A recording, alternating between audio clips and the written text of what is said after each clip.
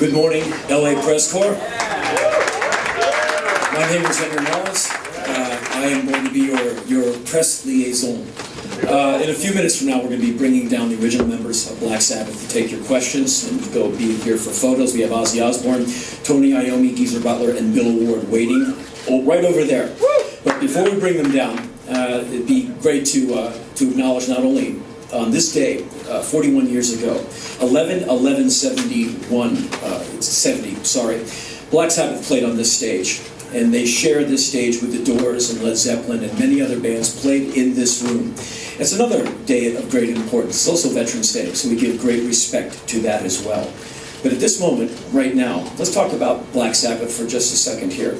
Black Sabbath recorded 8 albums in the 70s. Black Sabbath, Paranoid, Master of Reality, Volume 4, Sabbath Bloody Sabbath, Sabotage, Technical Ecstasy, and Never Say Die. And these are albums that have sold in excess of 70 million copies worldwide. And not only are they the band that arguably defined heavy metal, but they're coming from perhaps the most powerful kind of music in the world. They come from blues. They are a blues band who took the blues into what is now known as heavy metal. They're like founding fathers, ground floors, inventors of this. And I don't know how it was for you, but I was a very alienated young person. And when I heard Black Sabbath, I realized my life had a soundtrack. And I was very well acquainted with FM music, where the singers sounded really wonderful and the riffs were all about love and the guitars were very restrained. And in the back of my school bus, I was about 14 or 15 years old, someone had a cassette copy of the Paranoid album. And I heard that, and I heard Ozzy Osbourne's voice, and I heard these riffs that were room clearing. And I realized there were some people out there using music to make great statements. When I heard the song Iron Man, a song about a guy who gets so mad at the people he wanted to be friends with that he goes out and he basically levels them. High school became powerless over me after that. And so this is true outsider music. And your ancestors, your predecessors, and take this with all the humor intended, those of you who came before you who got their records for free, who started the Occupy Sideline movement, who scribbled down things about bands while they were out there sweating their asses off trying to make it happen, often vilified Black Sabbath's music, saying it was stupid, boring, repetitive, and unskilled. And nothing could be further from the truth. If one is to drill down and deconstruct the first 8 Black Sabbath albums featuring the classic lineup, you will hear amazing innovation going on. A rhythm section that is one of the best in the history of rock music. Geezer Butler on bass and Bill Ward on drums and percussion. They have jazz instinct, blues confidence, and they are able to swing, and they are amazing. When you really drill down, the lyrics are incredible. If you think about one of the only upsides of the Vietnam War, which is nothing but death, misery, waste, and mutilation, there was good music that came from it, and arguably one of the most astute statements on the Vietnam War, on any conflict, anywhere, is the song War Pigs. And as far as returning veterans coming back to nothing, the song Hand of Doom addresses that, talking about a veteran coming back and finding heroin because he cannot find anything on the streets of his beloved America. So Black Sabbath addressed issues that people singing about peace and love, trying to get paid, were either too afraid to go to or did not find of interest. Black Sabbath went there, and for that, they're often crucified in the press. Meanwhile, their audience grew and grew and grew, because audiences are not stupid. They have a collective instinct. They understand what is real, and Black Sabbath is definitely real. And what's going to happen later this year and into next year is the band is getting together with the producer, Rick Rubin. Rick Rubin is the winner of many Grammy Awards, arguably one of the greatest producers in the history of rock music. If I saw a press release that said Black Sabbath was going to record and it was with any other rock producer in the world, I'd say, oh well, they should have got Rick Rubin. Rick Rubin understands what makes Sabbath go. He understands the Sabbath mechanism. He's going to record the bass and drums the way they should be. It's going to be a beautiful thing. Rick is also here. He'll be downstairs in a moment. We'll be doing photographs, and we'll be doing a brief Q&A with the band. I don't know what else there is to say besides just the sheer mechanics. The band is going to be doing some dates next year. They will be downloading. So that's right, they'll be playing the Download Festival in England. We'll be headlining it. And in the fall of next year, the album will be released. After that, North American dates will follow. Of course, after that, the rest of the world will be theirs. One thing I would like to tell you, many years ago when the band reformed, they played 2 nights at the Birmingham NEC. This is in England. This is where they come from. Birmingham is a pretty rough town. And they sold out 2 nights at the Birmingham NEC. They probably could have sold out 10. And the band went out there in front of this audience that had come from all over the world to see Black Sabbath together on that stage. And I watched both nights from the soundboard, and it was such a moving experience. It nearly brought me to tears a couple of times to see such great music and these people so into it, singing every single word.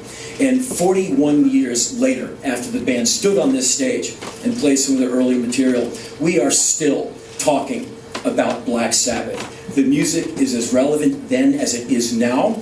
100 years from now, when you and I are gone, Sharon Osbourne will still be around. I think the Grim Reaper will be like, you know, and so she'll be here, but the rest of us won't. And Black Sabbath music will still be relevant to any young person. And I would instruct any young person in a band anywhere, if you really want to understand what makes rock music go, what makes heavy music actually heavy, I would give them Black Sabbath albums and advise them to listen again, listen hard, and listen deeply. Because these are records that keep on giving. I'm 50 damn years old, and I still listen to Black Sabbath albums as passionately, with as much interest as I ever did. And so, for next year, get ready for live dates. Get ready for the album release in the fall. You will be updated. You'll get all the knowledge you need to know. We're going to bring the band down in a moment. And so we'll be taking questions. I'm going to ask them a few questions beforehand to get the facts, nothing but the facts, ma'am, out. And then you all can bring in the questions you want to ask. So are we ready to bring the band down? Yeah. Ladies and gentlemen, please welcome 4 hard men from Birmingham, Black Sabbath.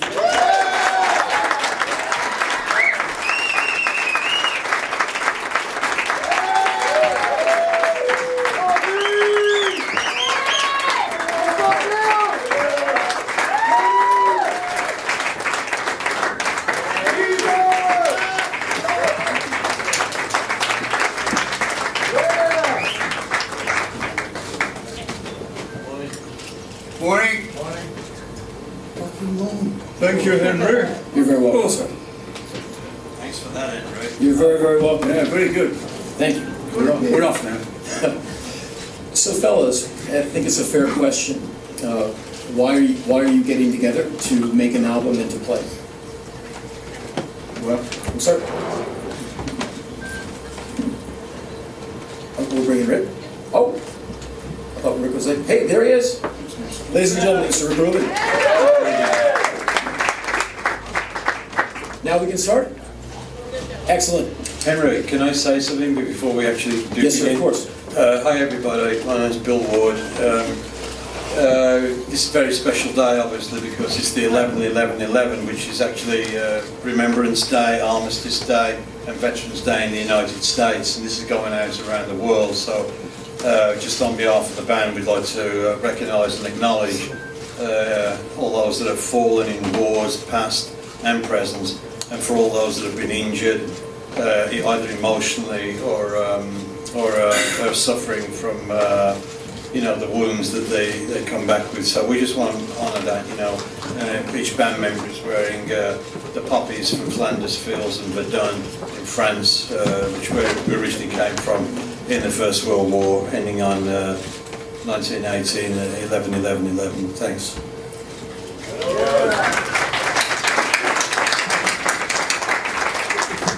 So, gentlemen, we have assembled here arguably maybe one of the only super groups in the world left that are all still standing. And not only do we have you here, you're going to be making an album and getting back together for a lot of shows next year. Why do you feel the need to get back together and make more music? well, it was time. The time was right.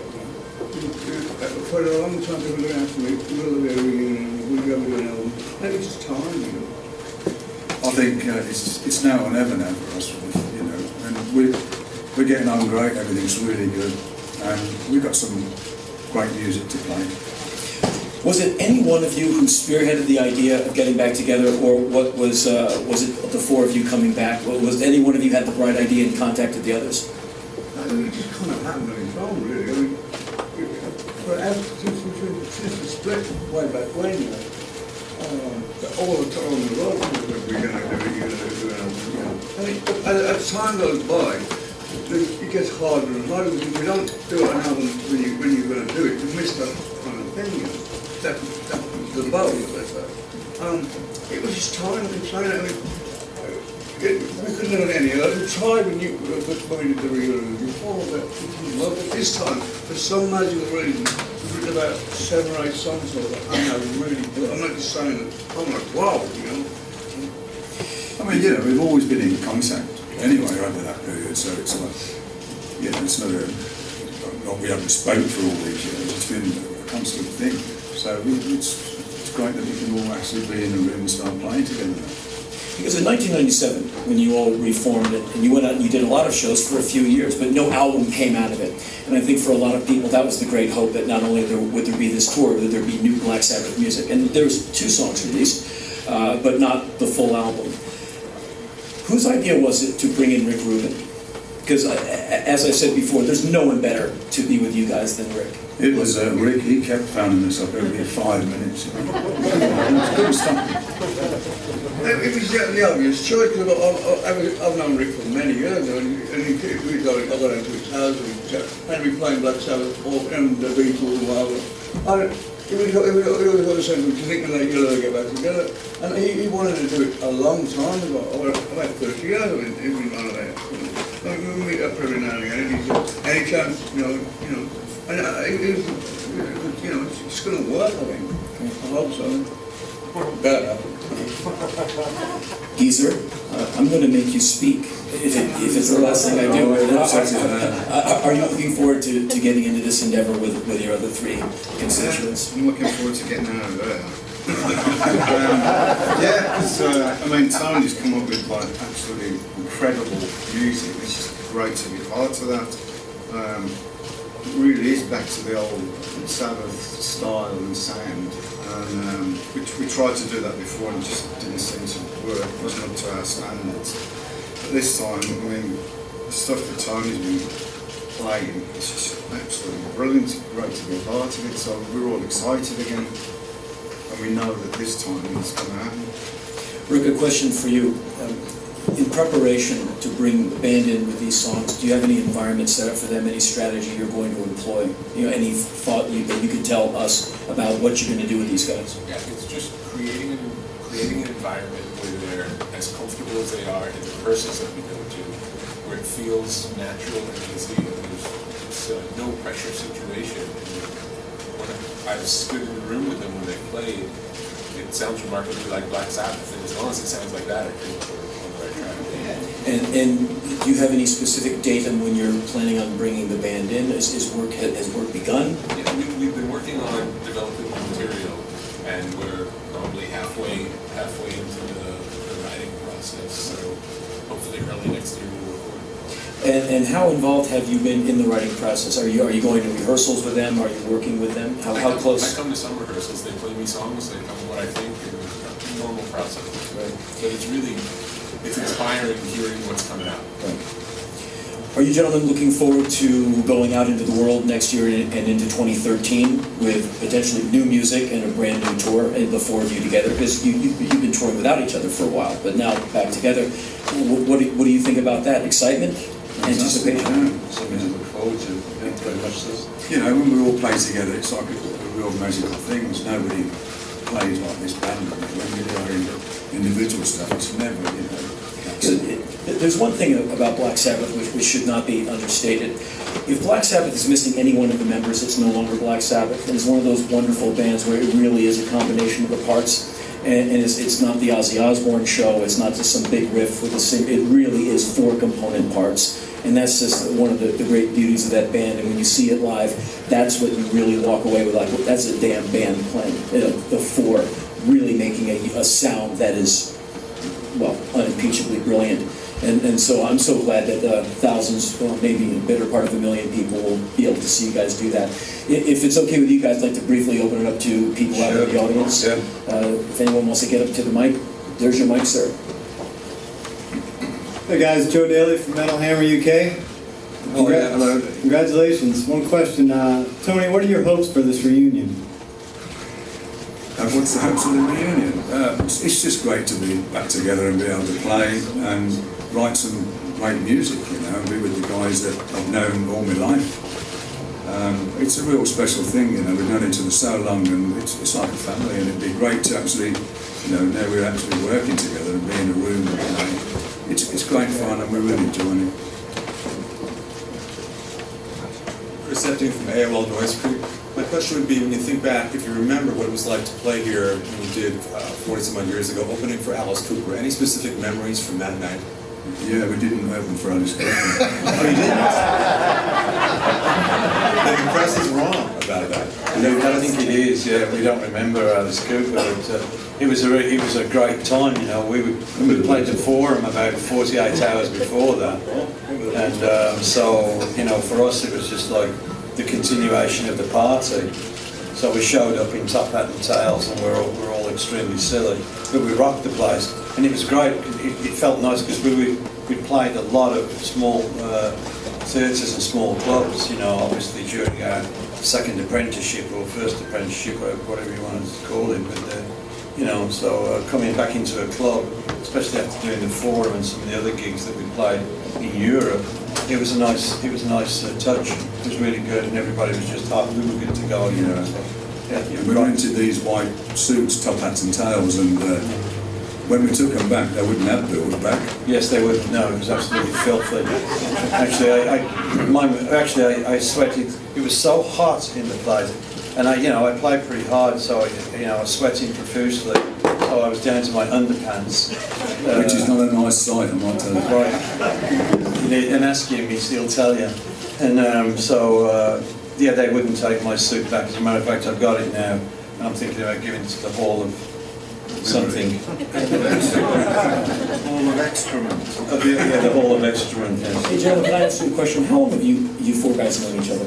How far back, besides the 41 years before you were here, before that, like, when did you guys meet? Well, I was here I've been myself. playing for 50 years.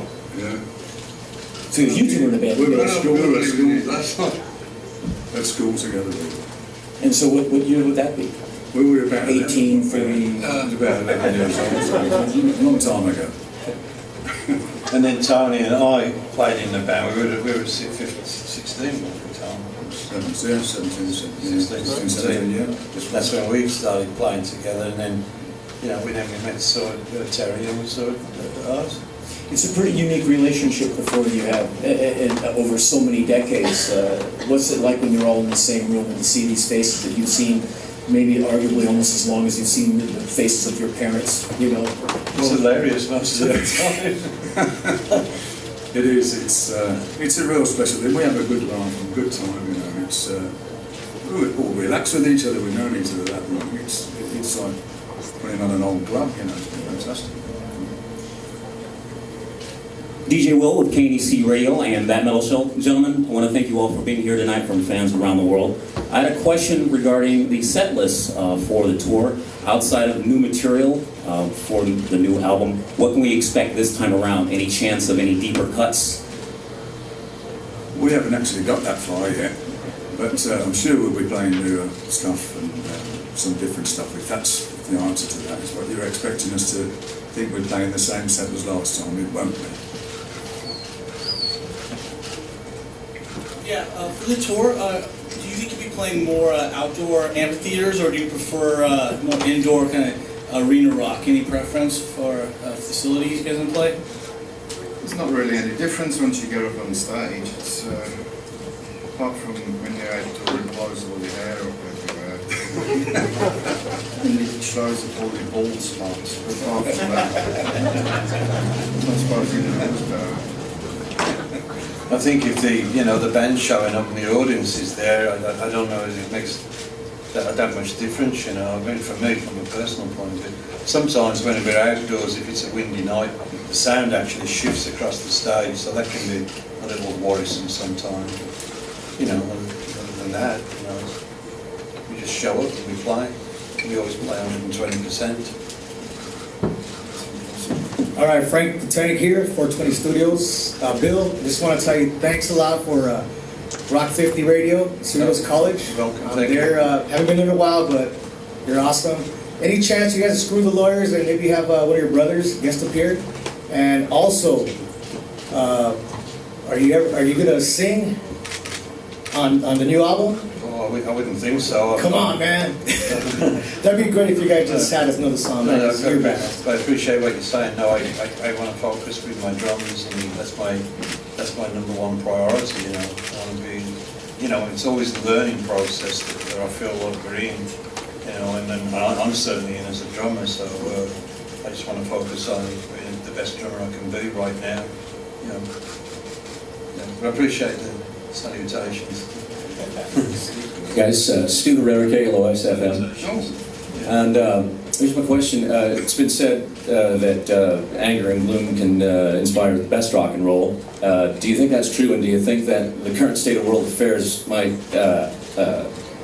inspire what you're doing now to the best degree in a long, long time? Good question. I suppose it's bound to have some kind of influence on what we write about, as we always have done. You know, we've always written lyrics about what goes on in the world and our personal lives. So it's bound to come out somewhere along the line. Hi, my name is Aisha Humphrey. I'm with mixdown.com. Congratulations. Everybody's excited to see you guys back on tour. It's going to be awesome. My question for you is, have you guys kind of started to think about what kind of bands you guys would like to support you guys on tour? No. Not Alice Cooper, that's for sure. We have time for one last question, then we'll do a few photos and get everyone on their way. Hello boys, Renee from Triple M Australia. I just want to know when we can expect you guys down under. Oh, it'd be nice to put that on the schedule for when we do the tour. It's been a long time since the original band was in Australia. So I think it's a must, you know, on a personal level. Yeah. And what's your favourite thing to do while you're in Australia? Well, one of our favourite things to do was to drive cars into the Bondi Beach, into the ocean. But I don't think we're going to be doing that this year. And Ozzy and I always used to have a good fight in the waterfall at King's Cross. So, I don't know, I think we'll probably... I think nobody would take us out for dinner, that's for sure. Yeah, well, we had a strawberry fight and that killed it, so...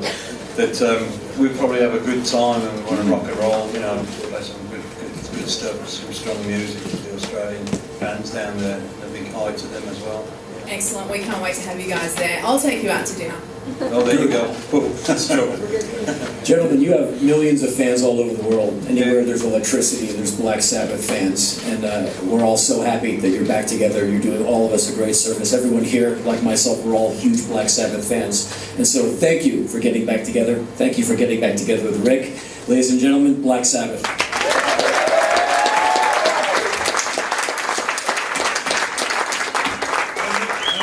Henry, if I may just want to say, I don't have a question, I just want to say something. Guys, Black Sabbath, Bill, how you doing, brother? I just want to say thank you for being the soundtrack to our growing up. It's the best thing that could have ever happened to us because it has kept us young and we're still here. And thank you for doing what you're doing. It's an amazing thing and we thank you from the heart. Thank you guys.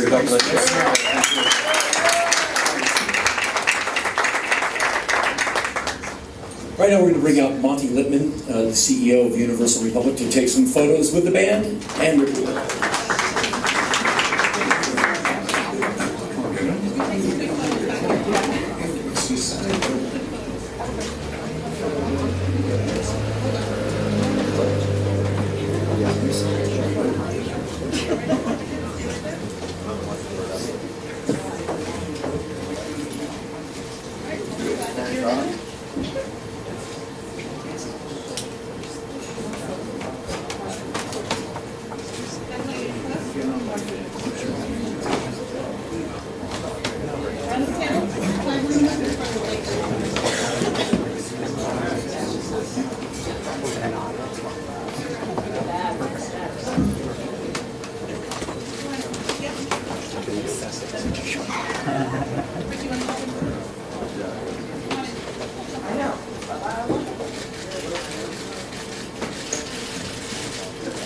Audrey, can you look over to the photographer, please? Thank you.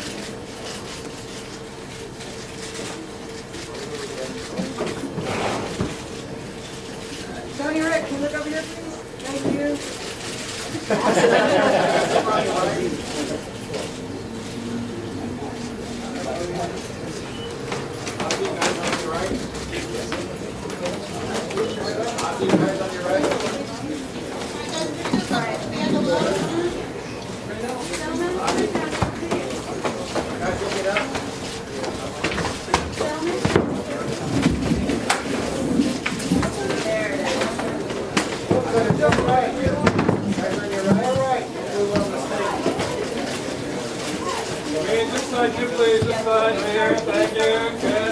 Thank you, everyone.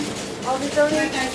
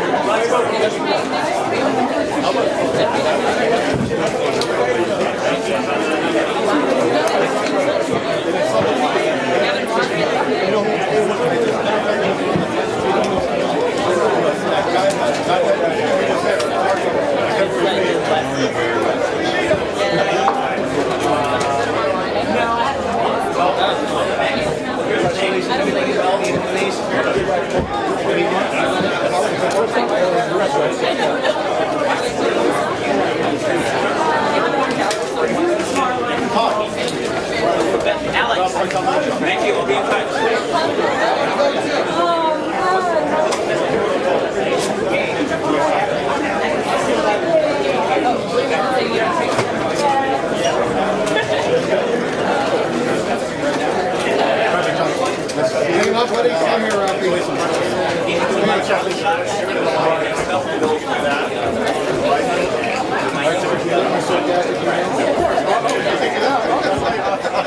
They make me loud. They make my day. All right, see you later. Yeah. Will.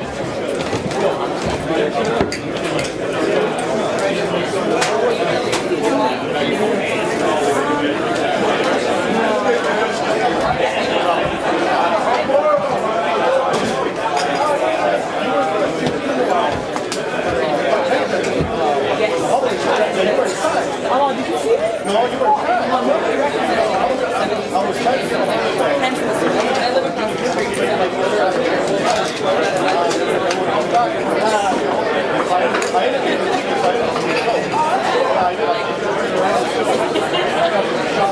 Yeah, no problem. I need to see it. Oh, you were just up. Yeah. I saw from the poster online. Yeah, exactly. Yeah.